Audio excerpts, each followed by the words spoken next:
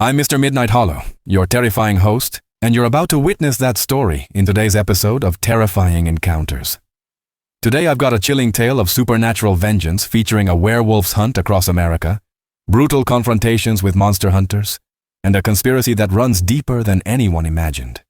If you're already part of our community, your support means the world to us. Each like, comment, and share helps uncover more stories like this. Or subscribe to see what rises from the depths of darkness and unfolds before you. Now, let's begin. I was 17 when I learned that peace is just another word for the silence before everything ends.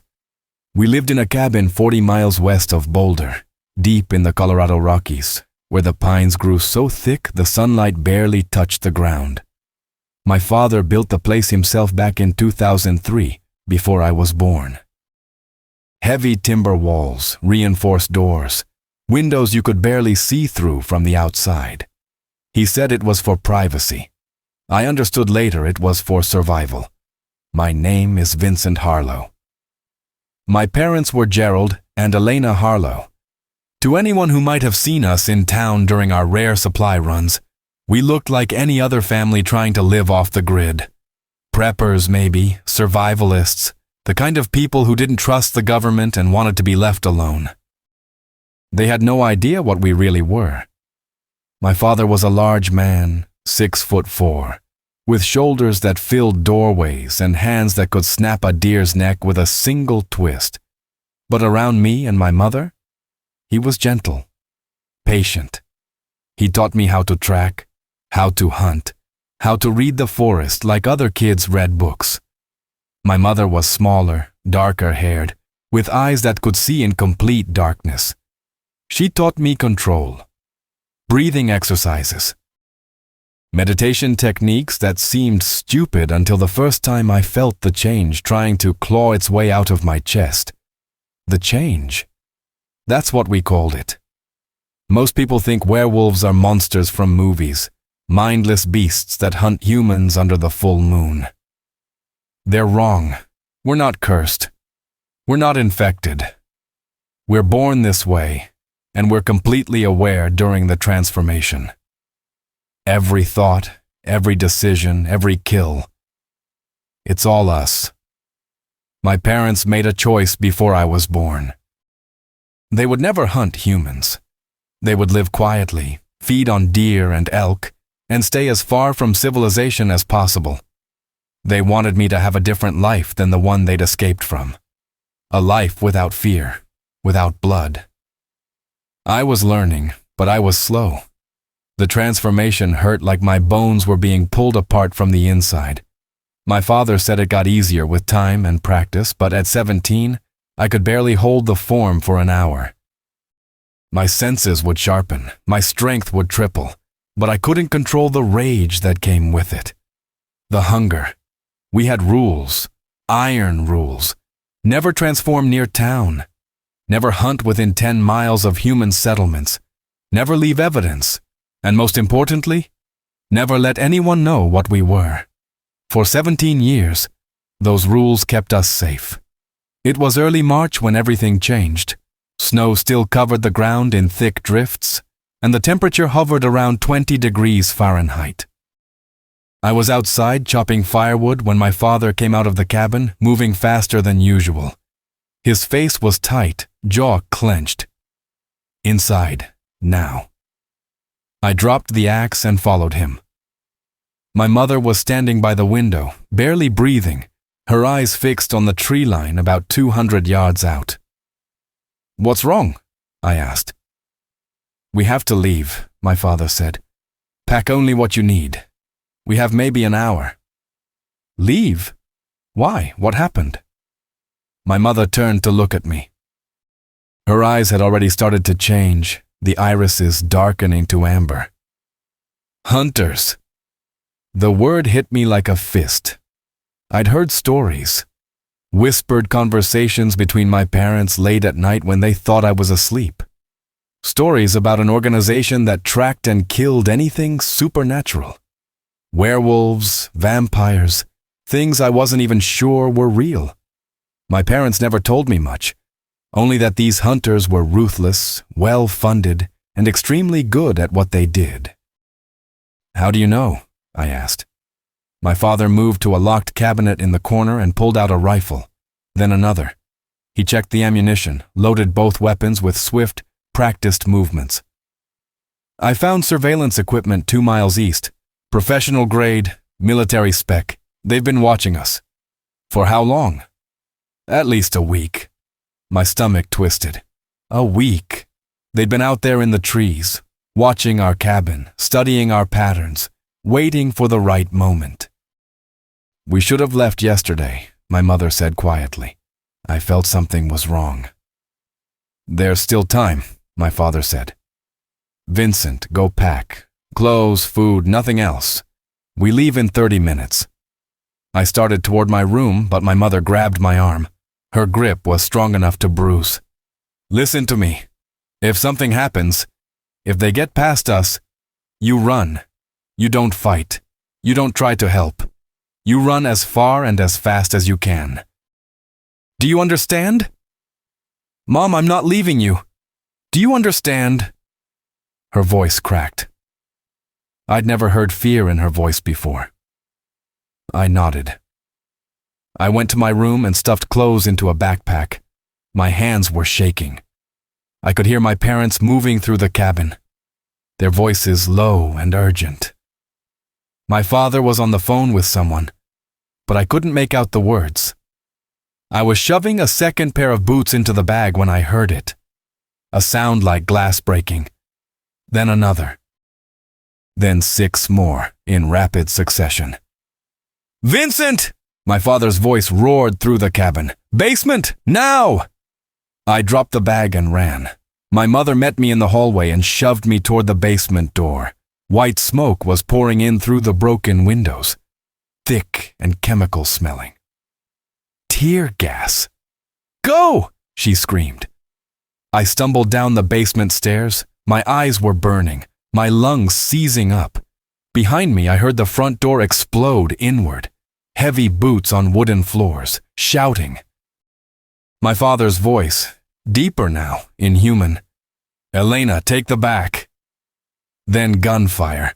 So much gunfire, the sound blended into one continuous roar. The basement was dark and cold. My father had built a hidden crawl space behind the water heater, barely large enough for one person. He'd shown it to me once, years ago, made me practice getting into it quickly. I'd thought it was paranoia. I squeezed into the space and pulled the false panel shut behind me. Through a gap in the boards, I could see a sliver of the basement. My heart was slamming against my ribs so hard I thought it would break through. Above me, the gunfire stopped. Then I heard something worse, screaming. My mother's voice high and full of rage. And beneath it, the wet sounds of tearing flesh. More gunfire. Men shouting tactical commands. Something heavy crashed through the floor above, and dust rained down on my face. I wanted to run up there. Every instinct in my body screamed at me to transform, to fight, to help them. But my mother's words echoed in my head. "You run. You don't fight." The sounds of the battle moved through the cabin. I could track it by the noise, snarling, gunshots, men screaming, furniture being destroyed. My parents were fighting with everything they had. But there were too many hunters. I heard my father's voice, still human, shouting at someone. "We never hurt anyone. We stayed away from your people." A man's voice, calm and cold. "Doesn't matter what you did. Matters what you are." 3 shots. Then silence.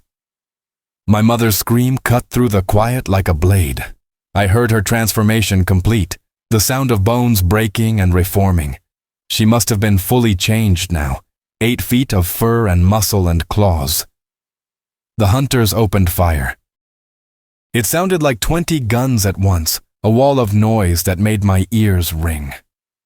I heard my mother hit the floor above me. The entire cabin shook. Footsteps. Someone walking slowly through the rooms. The same cold voice. Check every corner. There might be more." They searched for an hour. I stayed in that crawl space, barely breathing, listening to them walk through our home. They were looking for me. I could hear them opening closets, moving furniture, checking the basement twice. One of them stood 5 feet from my hiding spot. I could see his boots through the gap. Black tactical gear, military-style weapon. He stayed there for almost 10 minutes, just listening. Finally, another voice called down. Nothing. The intel said 3, but we only found 2. Maybe they were wrong. "Maybe," the cold voice said. "Burn it. Make sure there's nothing left." They left. I heard vehicles starting up, driving away, but I didn't move. I stayed in that crawl space as smoke began to fill the basement, as the cabin burned around me. I stayed until the heat was unbearable, and the air was too thick to breathe. Only then did I crawl out. The cabin was an inferno. I could barely see through the smoke and flames. I stumbled toward the stairs, my shirt pressed over my mouth. The main floor was destroyed. Bullet holes everywhere. Blood on the walls, pooling on the floor. I found my mother first. She was near the back door, still in her wolf form. They'd shot her at least 30 times. Her body was torn apart, barely recognizable. My father was in the living room. He'd transformed too, but they must have caught him during the change. His body was twisted, half human, half wolf, frozen in a moment of agony. I stood there in the burning cabin, staring at their bodies, and something inside me broke. Then something else took its place, something cold and sharp and patient. I walked out of the burning cabin into the snow. The sun was setting, painting the sky red. I could see tire tracks leading away through the trees, heading east toward the main road. I was 17 years old. I was weak. I didn't know how to fight, but I had time to learn. And I would find every single person who did this. I would learn their names. I would learn their faces. I would learn where they lived and where they felt safe. And then I would make them feel what my parents felt in their last moments. The cabin collapsed behind me, sending sparks into the darkening sky. I didn't look back. I started walking east, following their tracks, memorizing the pattern of their tires. The hunt had begun. 5 years passed before I was ready. I spent those years in the wilderness, moving through national forests across Colorado, Wyoming, and Montana. I avoided people. I avoided towns. I lived like an animal because I needed to become one.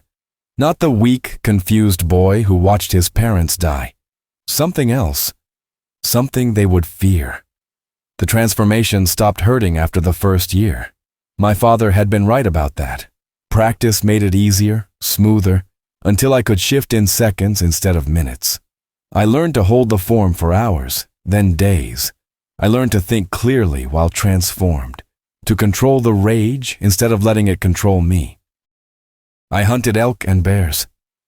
I tracked mountain lions and wolves. I learned how they moved, how they killed, how they survived. I took what worked and made it my own.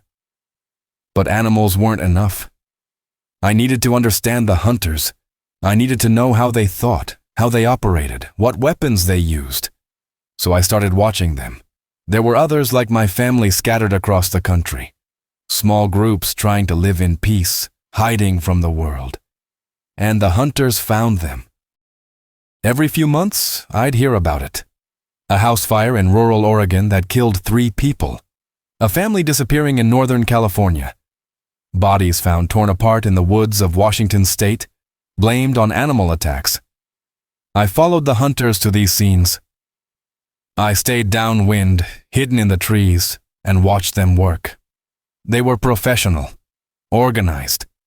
They had protocols, equipment, support teams. They documented everything, took samples, burned the evidence. And they all wore the same patch on their gear, a black circle with a silver cross through it. No words, no name, Just that symbol. I spent 2 years learning everything I could about them before I found the first name. A hunter named Dennis Carver who worked out of Seattle. He'd been at my parents' cabin. I was sure of it. I'd memorized every voice from that night, and his was one of them. It was time. I arrived in Seattle on a Tuesday in October. The city felt wrong after years in the wilderness. Too many sounds, too many smells, too many people crowded together. But I adapted. I'd gotten good at adapting. Carver lived in Ballard, a neighborhood in the northwest part of the city. Nice area. Tree-lined streets, craftsman houses, families walking dogs. The kind of place where people felt safe. I found his house on a quiet street 2 blocks from the water. 2-story, blue with white trim, a small yard with a fence. A truck in the driveway with a contractor logo on the side. His cover job. I watched the house for 3 days. Carver lived alone.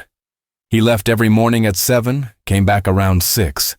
Twice he left after dark, driving out of the city toward the rural areas east of Seattle. Following his real work, probably. Hunting. On the 4th night, I made my move. It was raining. Seattle rain, steady and cold. The kind that soaked through everything and made people stay inside. Perfect. I waited until 2 in the morning. The neighborhood was silent except for the rain and the occasional car passing on the main road 3 blocks away. Every house was dark. I approached from the back alley, moving through the shadows between garages and fences.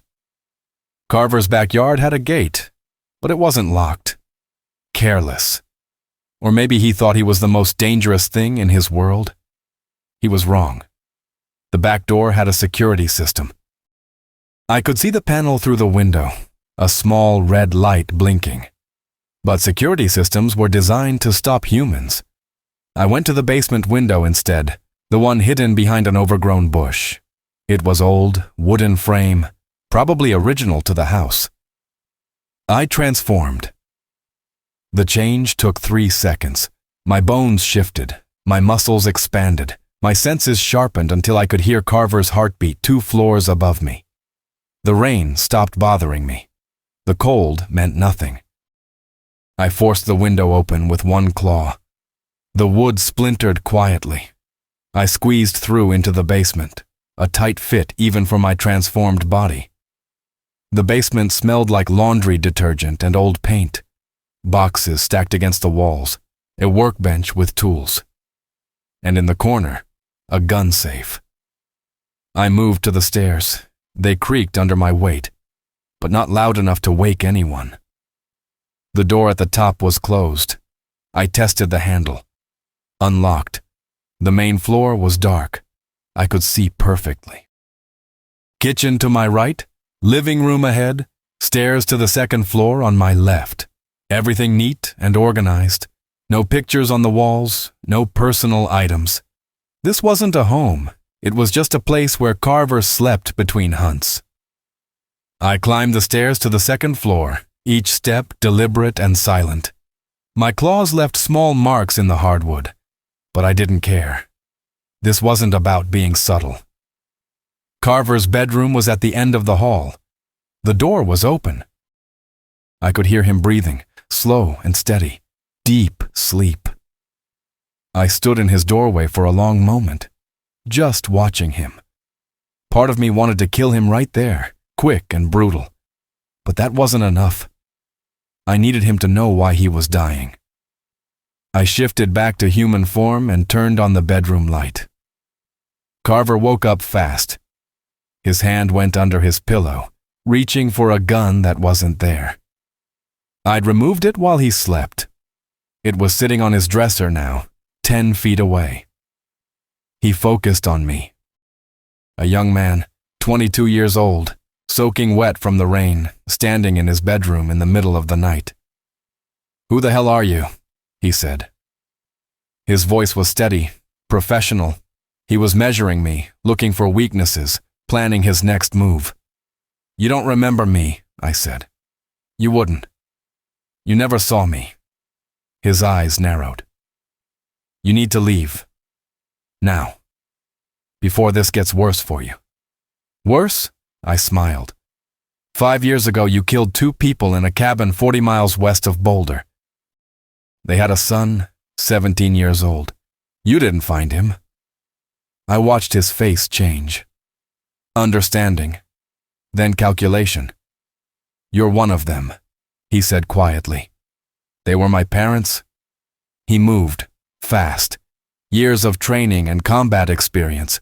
He rolled off the bed, going for the gun on the dresser. I transformed before he took 2 steps. Carver stopped. He'd seen werewolves before. He'd killed them. But he'd never seen one up close without a weapon in his hands. I could smell his fear now, sharp and bitter under the false calm. They didn't hurt anyone, I said.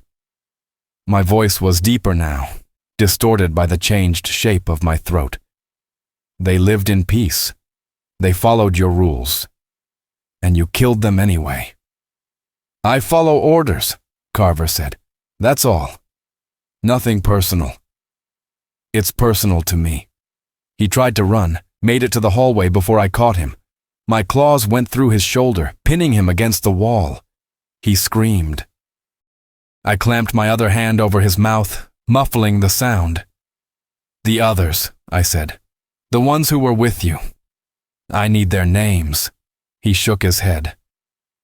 Blood was running down his arm, dripping onto the floor. He was strong. I'd give him that. Even in pain, even terrified, he kept his mouth shut. I pulled my claws out of his shoulder and put them against his throat. Names. Or I make this last ours. They'll find you, he gasped. You kill me, they'll know. They'll hunt you down. Let them try. Names. He told me. 4 names. 4 people who'd been at my parents' cabin that night. 2 in Chicago, 1 in Detroit, 1 in Philadelphia, and their leader, the man who gave the order. Someone named Aldrich Crow, based in New York. That's all of them? I asked. Regional team, just us 6. Crow coordinates from New York. 6 people, including Carver. I'd need to visit 5 more cities. Thank you, I said. Then I opened his throat. He died fast. Too fast, probably. But I wasn't doing this for pleasure. This was justice. Revenge. Whatever you wanted to call it. I left him in the hallway and searched his house. Found his computer in a home office on the main floor. Files full of reports, targets, locations. I copied everything to a thumb drive. Then I found his phone. More contacts, more names. The organization was bigger than I'd thought. I heard sirens in the distance. Someone must have heard him scream. I went out the back door, shifting to human form as I ran. The rain washed most of the blood off me before I reached my car 3 blocks away. Just another person walking home in the rain. Nobody looked twice. As I drove out of Seattle, heading south toward Portland, I thought about the 4 names Carver had given me. 2 in Chicago. I'd go there next. The organization knew about Carver now. They'd be looking for whoever killed him. Good. I wanted them to know I was coming. The hunt was just beginning. I spent 3 weeks in Chicago before I found them. The 2 hunters Carver had named were brothers, Lyle and Preston Merrick. They worked together, lived in the same building, operated as a team. That made things more complicated. Killing one would alert the other immediately. Chicago in November was cold and gray. The wind came off Lake Michigan like knives, cutting through the streets of the city. I stayed in a cheap motel on the south side, the kind of place where nobody asked questions, and the clerk didn't look at you twice if you paid cash. The Merrick brothers lived in Logan Square, a neighborhood on the northwest side. Their apartment was on the 3rd floor of a converted industrial building.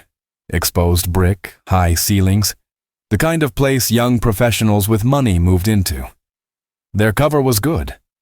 They ran a private security consulting firm. Legitimate business, legitimate clients. Nobody would suspect what they really did. I watched them for 2 weeks. They kept a tight schedule, morning runs together along the lakefront, work from their apartment during the day, meetings with clients at coffee shops and restaurants, normal lives. But twice a week, late at night, they'd load gear into their SUV and drive out of the city. I followed them once, keeping my distance. They went to an industrial area in Gary, Indiana, about 30 miles southeast, abandoned factories and empty warehouses. They met with 3 other people there, all wearing tactical gear. A training exercise, or a planning session. I couldn't get close enough to hear what they were saying without being detected. On the 15th day, I made my decision. I couldn't take them both at once. Not in their apartment where they'd have weapons and defensive positions. I needed to separate them. The opportunity came on a Wednesday. Preston left alone in the afternoon, driving south toward the University of Chicago campus. I followed him. He parked near a coffee shop on 57th Street and went inside. Through the window, I watched him meet with a young woman. Student, probably, early 20s. They talked for almost an hour. When she left, she looked nervous. Preston stayed behind, working on a laptop. I waited until dark. The coffee shop closed at 9. Preston was one of the last people to leave. He walked to his car, phone in his hand, not paying attention to his surroundings. Sloppy. I was in the back seat of his SUV. I'd picked the lock an hour earlier and waited in the dark. The vehicle smelled like gun oil and coffee. Preston opened the driver's door and climbed in. He put his phone in the cup holder and reached for his seatbelt. I put my hand over his mouth and my other hand around his throat. "Don't move," I said quietly. "Don't make a sound." He went rigid. I could feel his pulse hammering against my palm. He was trying to calculate his chances, figure out how to fight back. "Nod if you understand me," I said. He nodded. 5 years ago, you killed 2 people in Colorado. A cabin in the Rockies. You remember?" Another nod. "I'm their son." His body tensed. He tried to move, going for something under his jacket. I tightened my grip on his throat, cutting off his air. He struggled for 10 seconds before going limp. I didn't kill him. Not yet. I zip-tied his hands behind his back and his ankles together, gagged him with duct tape. Then I drove his SUV out of the city, heading west toward the forest preserves outside Chicago. He woke up when I was dragging him out of the vehicle. We were deep in the woods now, miles from any houses or roads, just trees and darkness and snow starting to fall. I propped him against a tree. His eyes were wide, terrified. The professional hunter facade was gone. Now he was just prey. "Your brother is Lyle," I said. "He's at your apartment right now. I'm going to kill him tonight, but first I need information." I pulled the tape off his mouth. He gasped, sucking in air. "The organization," I said. "How many of you are there?" "You're making a mistake," Preston said. His voice was shaking. "You kill us. They'll send more. They'll never stop." "How many?" "Regional cells across the country, 8 teams. 40, maybe 50 hunters total. More than Carver had said, but not impossible. An Aldrich Crow? He runs everything? The Eastern Division. There are other leaders. West Coast, Midwest, South. Crow is just one of them." I felt something cold settle in my chest. This was bigger than I'd thought. Taking out Crow wouldn't end it. There was a whole network. "Who's at the top?" I asked. "I don't know. Nobody knows. We get orders through regional commanders. That's it." I believed him. Fear like his didn't lie. "The girl you met today," I said. "At the coffee shop. What was that about?" His face changed. Guilt, maybe, or shame. "Her roommate disappeared last week. She thought it might be supernatural. It wasn't. Just a girl who left school and didn't tell anyone." "But you would have killed her if she'd been like me." Yes. At least he was honest. Last question, I said. Did my parents suffer? Preston looked away. It was quick. Your father died in the first volley. Your mother fought for maybe 2 minutes. She was strong, stronger than we expected.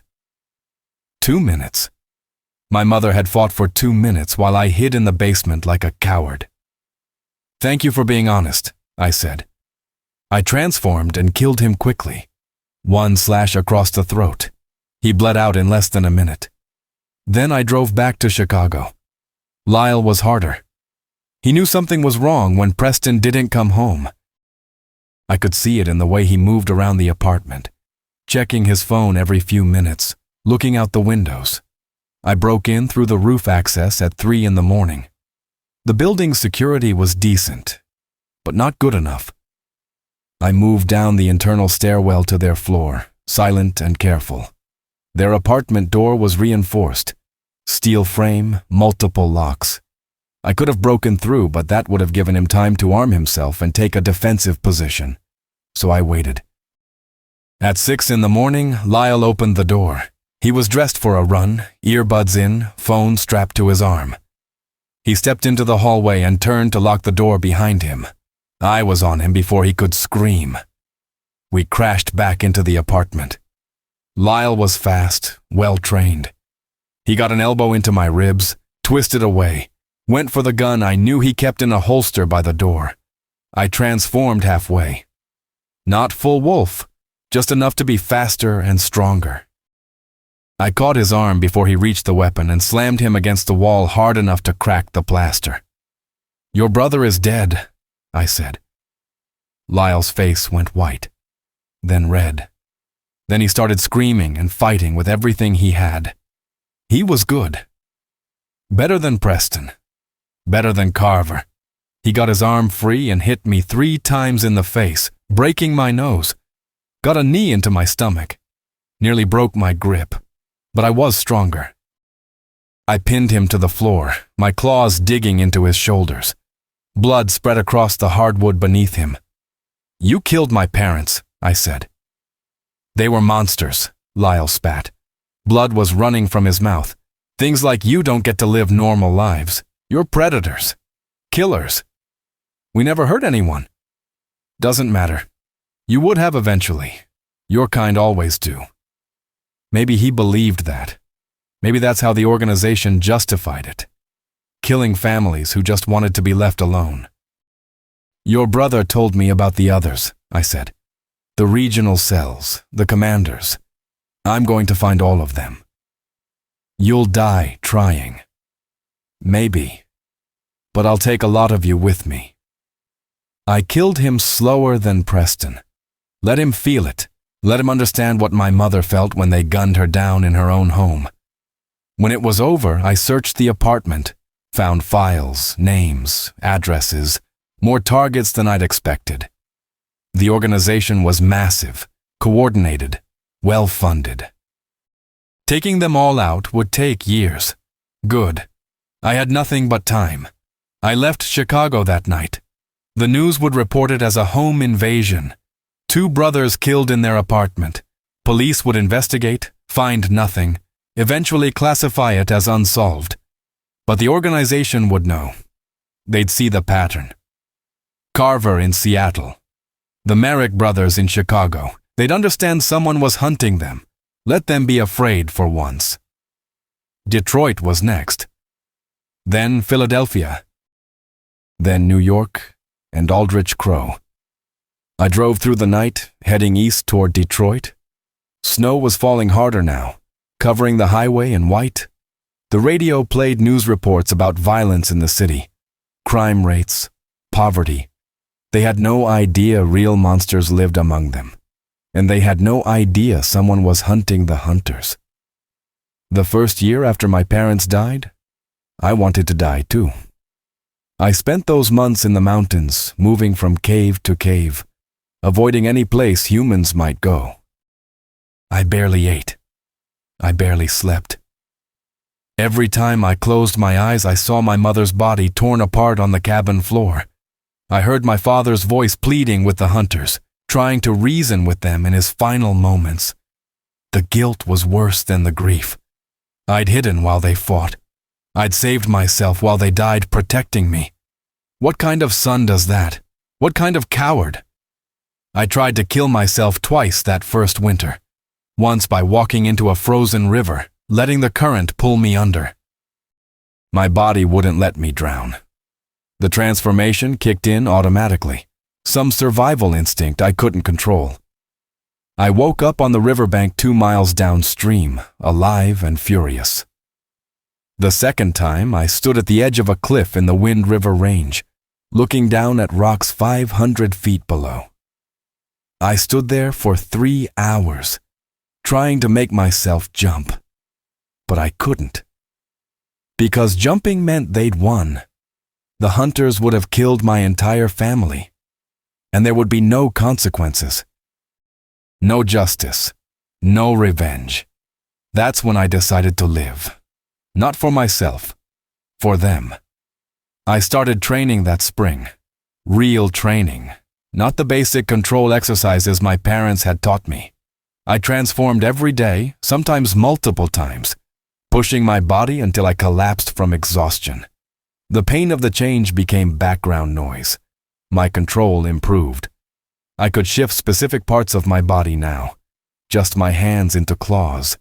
Just my senses into their heightened state. Partial transformations that let me access my strength without fully changing. I hunted constantly. Deer, elk, mountain lions, bears. I learned to track by scent alone, to move silently through any terrain, to kill quickly and efficiently. My parents had been peaceful.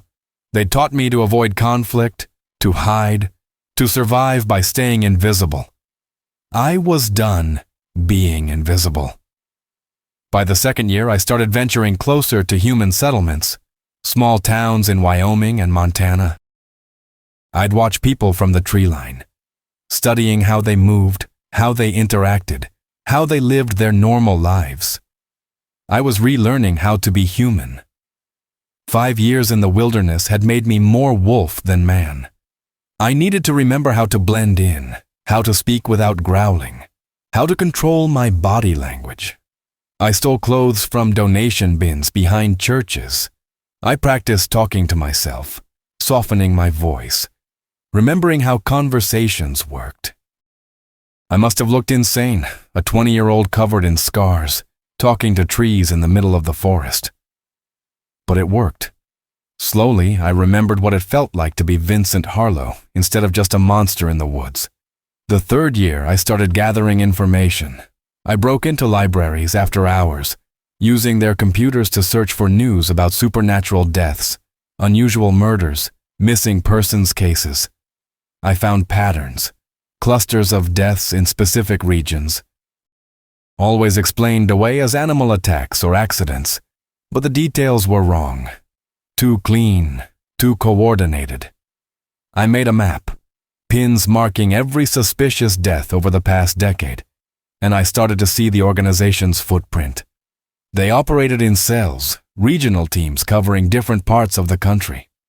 They were systematic, thorough, ruthless, and they left survivors sometimes. People who'd escaped, families who'd lost members. I found them by searching conspiracy forums and paranormal websites. People desperate to tell their stories, dismissed as crazy by everyone who heard them. I met one in person, a woman named Claire who'd lost her husband in Oregon 3 years earlier. The official story said he'd been killed by a bear while hiking. But Claire knew better.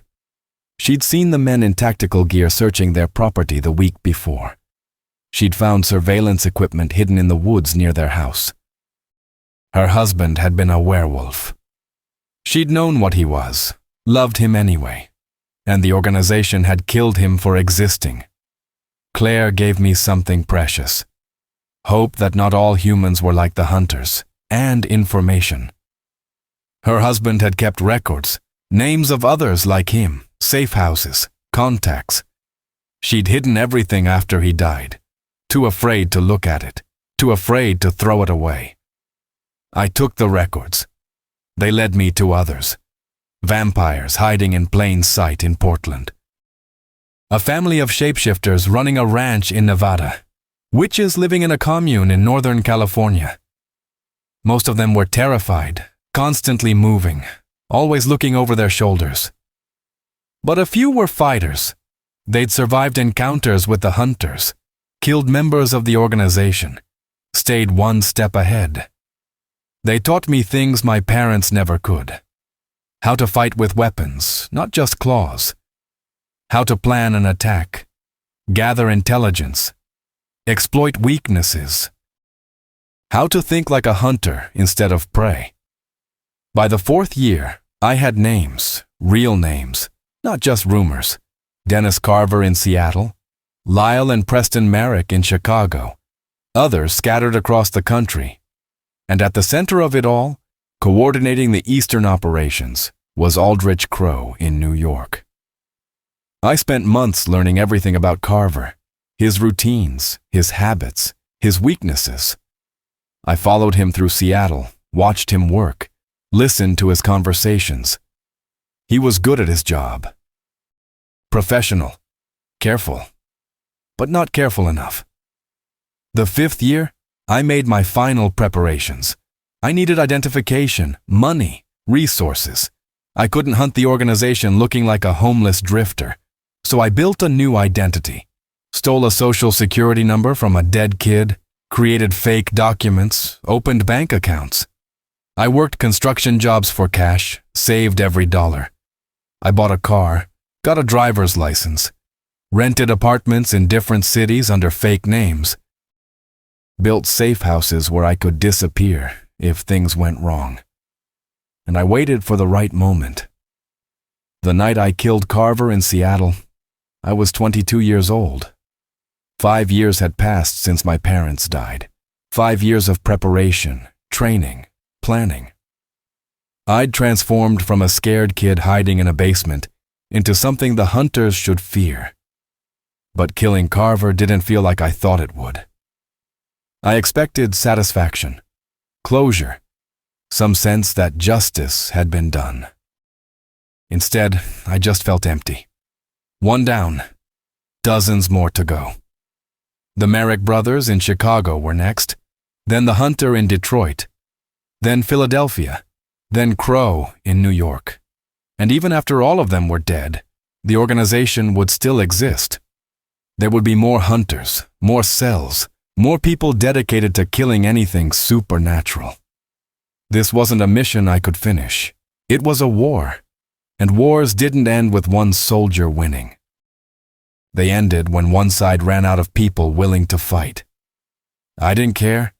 They'd taken everything from me. My family, my home, my chance at a normal life.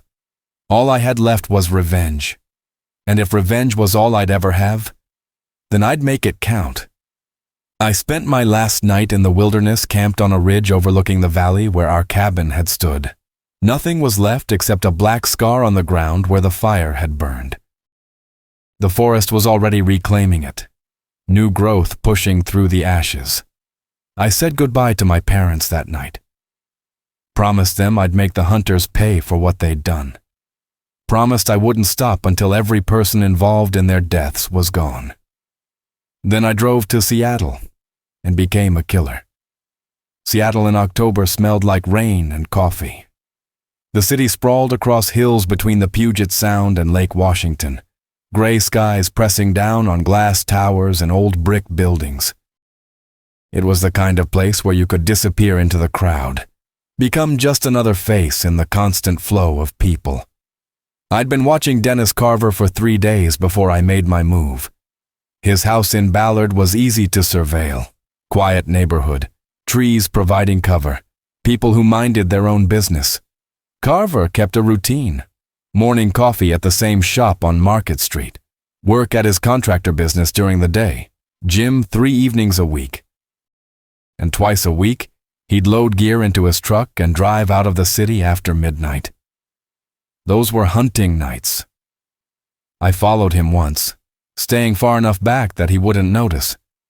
He drove to the Cascade foothills east of Seattle, to an abandoned logging camp where 3 other vehicles waited. 4 hunters total, all wearing tactical gear with that same black patch. A circle with a silver cross through it. They were tracking something. I could smell it on the wind. Another werewolf somewhere in those woods, young maybe, inexperienced.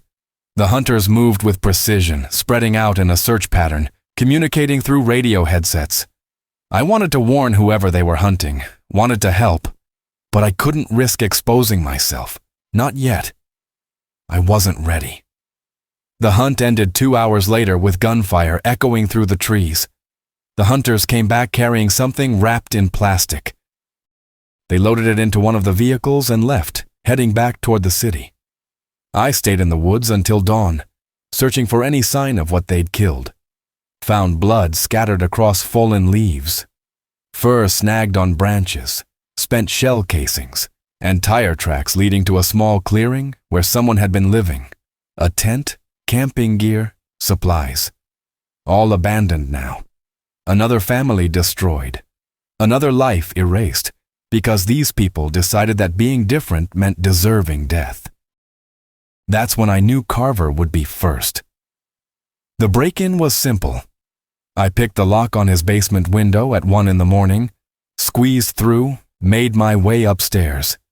His security system wasn't designed to stop someone like me. Humans thought about human threats. Door locks, window sensors, motion detectors. They never thought about monsters coming up from the basement. I found his bedroom and turned on the light. Watched him wake up, reach for the gun under his pillow that I'd already removed. Watched his face shift from confusion to fear, to cold calculation. Who the hell are you? You don't remember me. You wouldn't. You never saw me. I told him about the cabin, about my parents, watched recognition dawn in his eyes. You're one of them. Not, you're their son, not you're a person, just one of them. Like we were all the same, all equally disposable. He tried to fight. Got in one good hit before I transformed and ended it. He gave me 4 names before he died. 4 other hunters who'd been at my parents' cabin, Lyle and Preston Merrick in Chicago, someone named Teresa Wolf in Detroit, another named Marcus Brennan in Philadelphia, and their regional commander, Aldrich Crow, based in New York. 6 people total on the team that killed my parents. 5 left to find. I searched his house after. Found his computer full of files. Reports on supernatural entities across the Pacific Northwest. Locations, descriptions, kill counts. They'd been busy. Dozens of deaths over the past 5 years, all classified as accidents or animal attacks. One file caught my attention. A report from 3 months ago about a vampire nest in Portland. 5 vampires killed, their bodies burned. But the report noted that 2 escaped. And at the bottom, a note in Carver's handwriting. Loose ends. Handle personally. He'd been planning to hunt them down. Finish the job. I copied everything to a thumb drive and left. Heard sirens approaching as I drove away. Someone must have heard something. Called the police.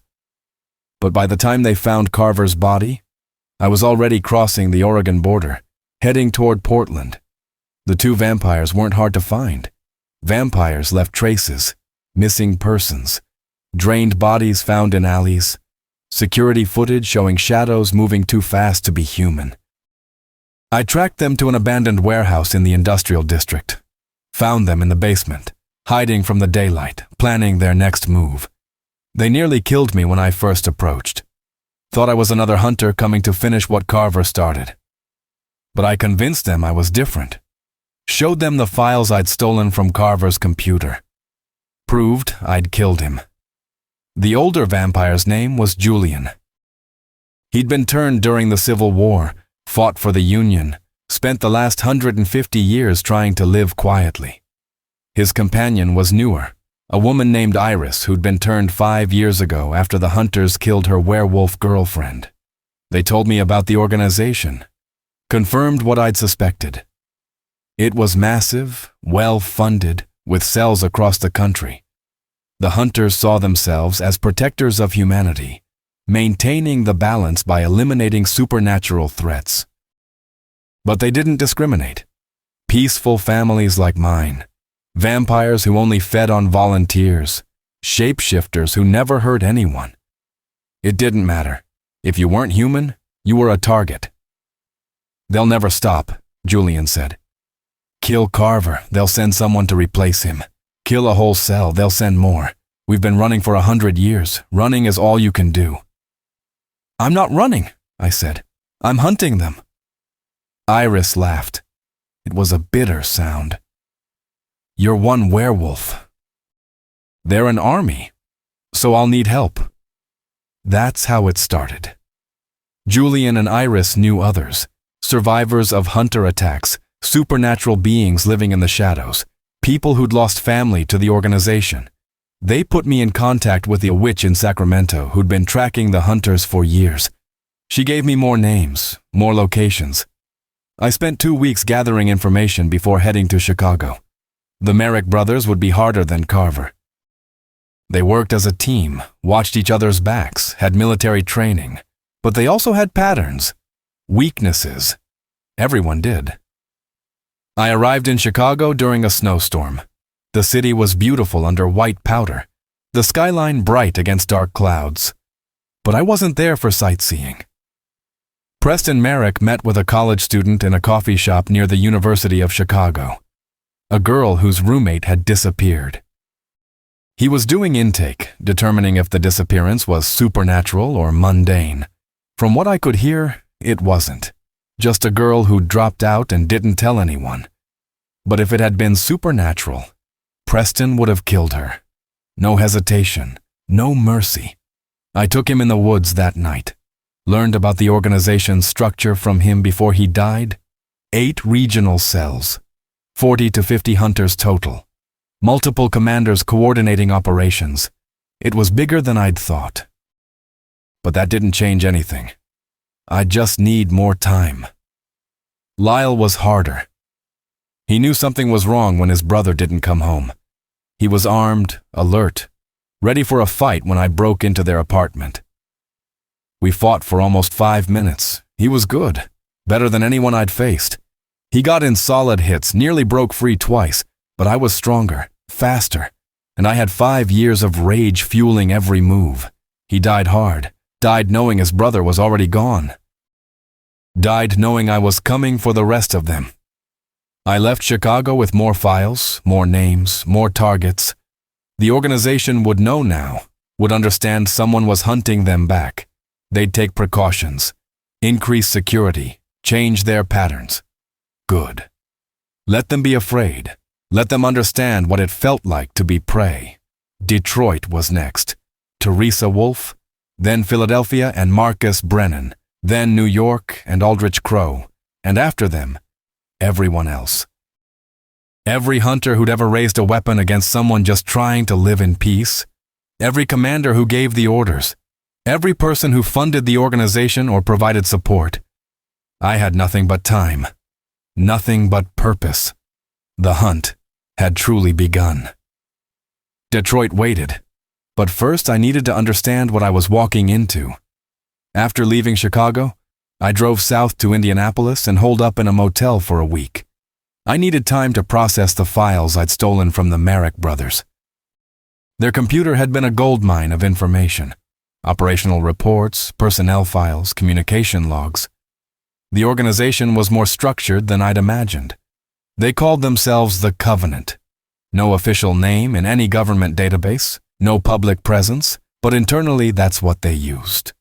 The Covenant had been operating since the 1950s, started by a group of military veterans who'd encountered something supernatural during World War II. What? Exactly the files didn't say. But it had convinced them that monsters were real and humanity needed protection.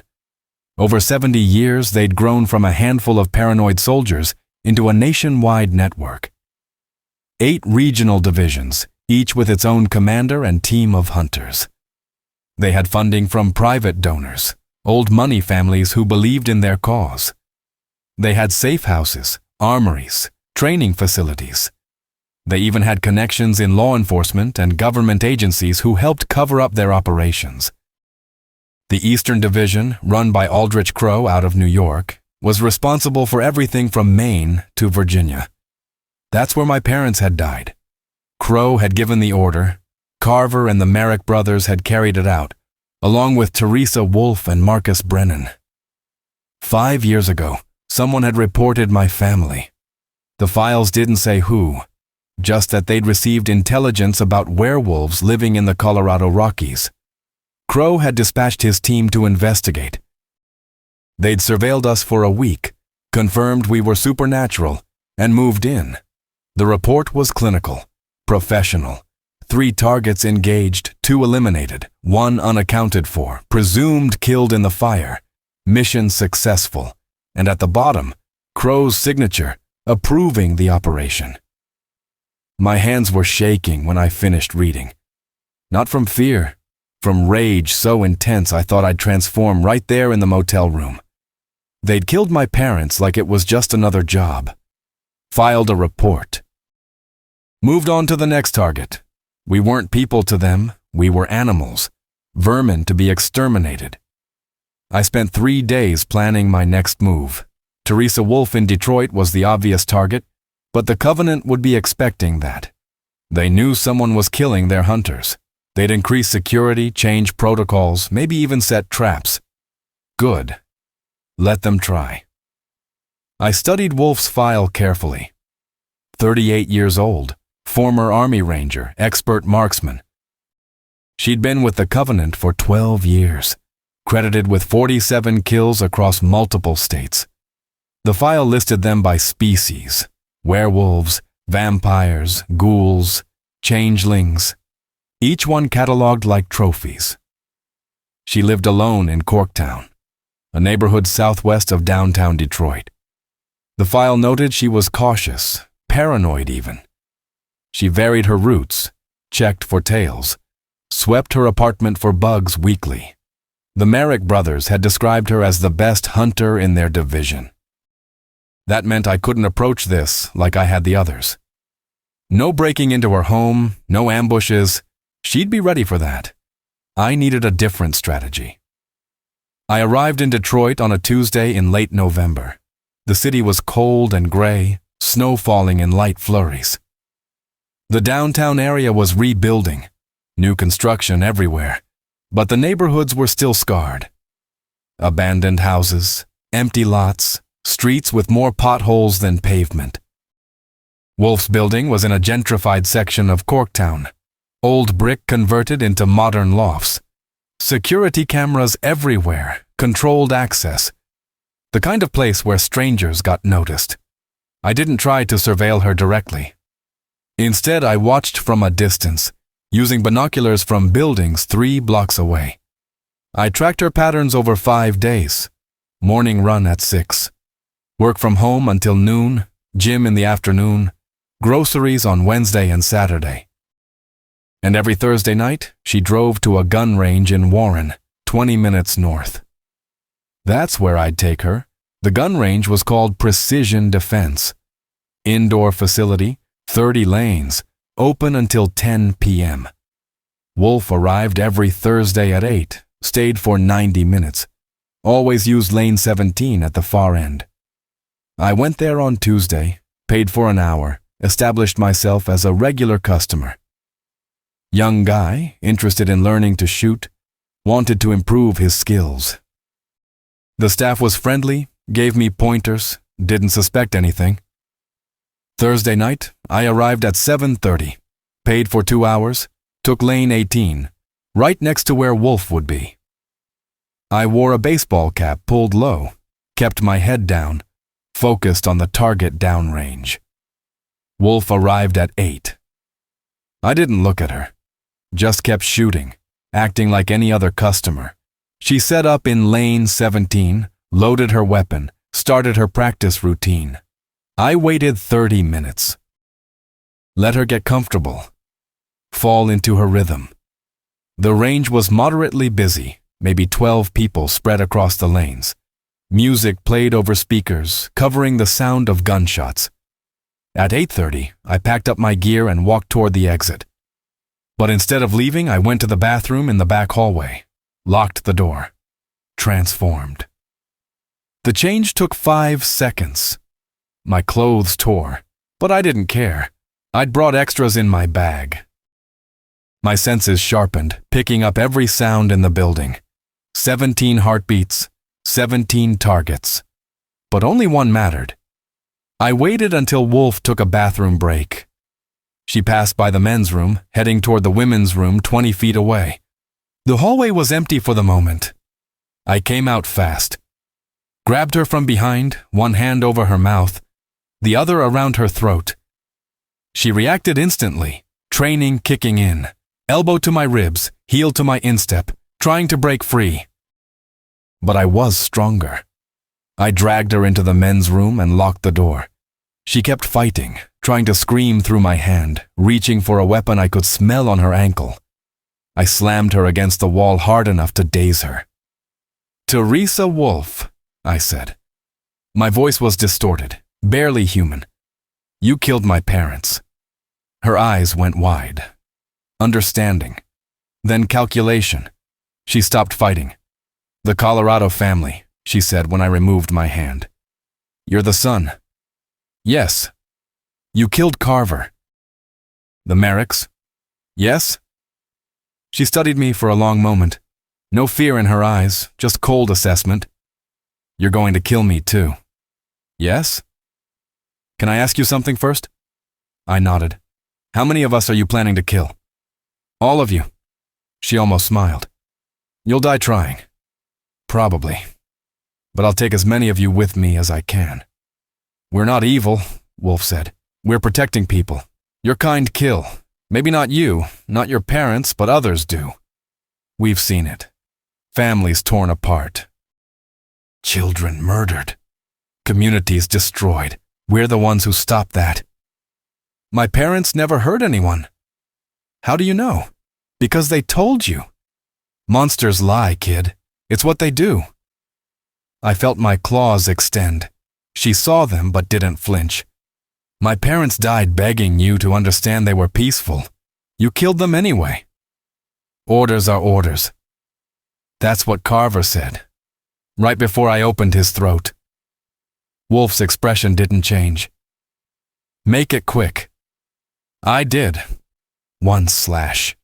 She dropped without a sound. I caught her body before it hit the floor, lowered it gently into one of the stalls, locked the door from the inside, climbed over the top, shifted back to human form, changed into my spare clothes, wiped down everything I'd touched, walked out of the bathroom like nothing had happened. Nobody noticed. The range was loud, chaotic. I left through the front door, got in my car, drove back to my motel on the east side. The news would report it tomorrow. Hunter killed at gun range. No suspects. Police investigating. But the Covenant would know. 3 hunters dead in 3 cities. The pattern was clear. I was coming for all of them. Philadelphia welcomed me with freezing rain and gray slush covering the streets. December had arrived, bringing winter with it. The city felt compressed, buildings pressed together, narrow streets winding through old neighborhoods. History everywhere you looked. But I wasn't interested in history. I was interested in Marcus Brennan. Brennan was different from the others. The files I'd stolen from the Merrick brothers painted him as the most dangerous member of the team that killed my parents. Former Marine Corps Force Recon, 3 tours in Afghanistan, honorable discharge after an injury. He joined the Covenant 7 years ago and quickly became one of their most effective hunters. 43 confirmed kills, specialist in close quarters combat and tracking. The file also noted something else. Brennan had lost his wife and daughter to a vampire attack in Boston 8 years ago. That's what drove him to the Covenant. Not ideology or fear, revenge. We had that in common. Brennan lived in Fishtown, a neighborhood northeast of downtown along the Delaware River. Working class area turned trendy. Old factories converted into apartments, new restaurants and bars opening every month. His building was a renovated textile mill, exposed brick and large windows overlooking the water. I arrived on a Sunday and immediately knew something was wrong. The surveillance was obvious once you knew what to look for. 2 men sitting in a car across from Brennan's building, trying too hard to look casual.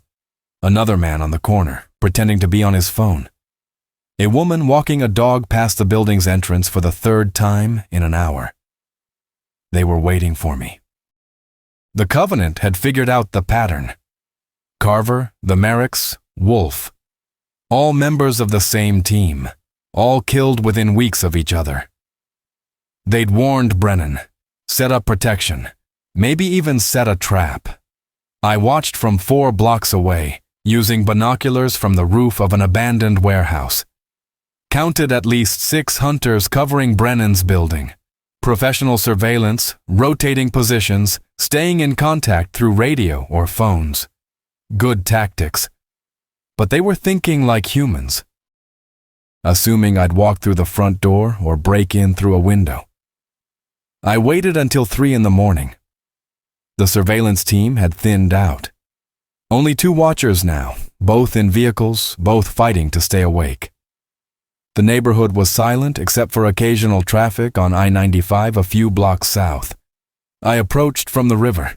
The Delaware was freezing, chunks of ice floating in the current, but the cold didn't bother me in wolf form. I swam underwater, using the dock pilings as cover, until I reached the building's foundation. Old mills like this had loading docks that opened directly to the water. Most were sealed now, but seals could be broken. I found one on the north side, concrete and rusted metal covering what used to be a shipping entrance. The metal was old, weakened by decades of water damage. I forced it open with my claws. The sound of tearing metal was loud, but muffled by the water and wind. Nobody came to investigate. The loading dock led to a flooded basement. Water up to my chest, old machinery rusting in the dark, rats swimming between broken pallets. The smell was awful, but I pushed through it. Found stairs leading up to the main building. The first floor was abandoned. The renovation had only converted the upper floors into apartments. I moved through empty rooms, following Brennan's scent. He was on the 4th floor, northeast corner unit. I climbed the stairs slowly, listening for any sign of additional security inside the building. Nothing. They'd focused their protection outside, watching approaches, monitoring the street. They hadn't considered someone would come from below. Brennan's door was reinforced like Wolf's had been. Multiple locks, steel frame, probably alarms. But his windows faced the river. Old industrial windows, large and drafty, with fire escapes zigzagging down the building's exterior. I went back down to the 3rd floor and out onto the fire escape. Climbed up to Brennan's windows. They were locked, but the frames were old. I used my claws to pry one open, slowly, carefully, minimizing the noise. The apartment was dark. I could hear Brennan breathing in the bedroom. Steady, calm, not asleep, waiting. I realized the trap the moment I climbed through the window. Brennan came out of the bedroom fast, weapon raised, flashlight blinding me. But he wasn't alone. 2 more hunters emerged from other rooms, all armed, all moving with military precision. "Don't move!" Brennan shouted. I moved. Transformed fully in less than 2 seconds. The apartment exploded with gunfire. I felt bullets hit me, tearing through muscle, breaking bones. But I was already moving, faster than they could track. Grabbed the nearest hunter and threw him through the living room wall. He crashed into the apartment next door. The second hunter tried to fall back, create distance. I caught him before he took 3 steps. My claws went through his chest. He died choking on blood. Brennan kept firing. He was good. 3 rounds hit me center mass. 1 grazed my throat. But werewolves heal fast.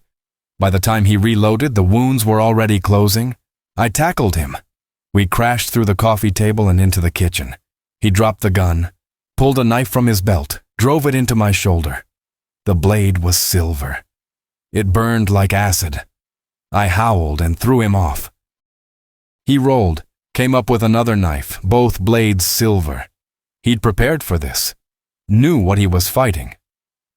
Vincent Harlow, Brennan said. Blood was running from his mouth where he'd bitten his tongue. I wondered if you'd survived. You killed my parents. Yes. Did they beg? Your father did. Tried to reason with us. Said you were just a kid. Said you didn't deserve to die. Your mother just fought. I felt the rage building, the animal part of me demanding blood. But I forced it down. I needed information first. The covenant, I said. How far does it go? Brennan smiled. It wasn't a pleasant expression. Farther than you think. You've killed 5 of us. There are hundreds more. This won't end with Crow. It won't end with anyone. We're everywhere. Then I'll kill everyone. You'll die trying. They know about you now. They're preparing. You think this trap was the only one? You think Crow is sitting in New York waiting for you to show up? He's hunting you, Vincent. Right now. He's tracking every move you make. I heard sirens in the distance. Someone had called the police. The other hunters outside were probably moving in. Where is Crow? I asked. He's not in New York anymore? Where? Brennan's smile widened. Right behind you. I turned too late. The older man standing in the doorway was tall, gray-haired, wearing a long coat. He held a shotgun loaded with silver shot. He fired before I could move. The blast hit me in the chest and threw me backward through the kitchen window. Glass shattered around me as I fell, 4 stories down. I hit a dumpster in the alley and the world went black. I woke up in pain. My chest was shredded, bones broken, blood everywhere. But I was alive. The healing was already working, my body knitting itself back together. I was in the alley behind Brennan's building. It was still dark, maybe 20 minutes after the fight. I could hear voices above, police radios, people moving through the apartment. I forced myself to stand. Every movement was agony. I needed to get away before they found me. I stumbled through the alley, staying low, using shadows for cover. My clothes were destroyed, my body covered in blood and silver burns. I looked like something from a nightmare. 2 blocks away, I collapsed behind a closed restaurant. The healing was taking too long. The silver in my system was slowing everything down. That's when I heard footsteps. Aldrich Crow walked around the corner, shotgun in his hands, moving like he had all the time in the world. Impressive, he said. Most werewolves wouldn't have survived that fall, but you're stronger than most, aren't you? I tried to transform. Couldn't.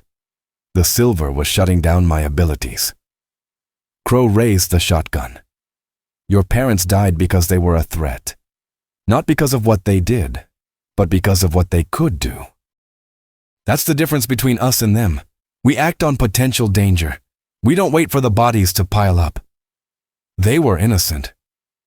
Nobody's innocent. Your father killed 12 people before he settled down. Did he tell you that? Did he mention the bodies he left across Montana in the 90s? You're lying. Am I? Check the records. 1994. A hunting party went missing near Glacier National Park. They found the bodies 3 weeks later, torn apart. Your father's pack was in that area. He was younger then, less controlled. I didn't believe him. Couldn't believe him. My father was peaceful. He'd taught me to never hurt humans. But doubt crept in. What did I really know about my parents' past?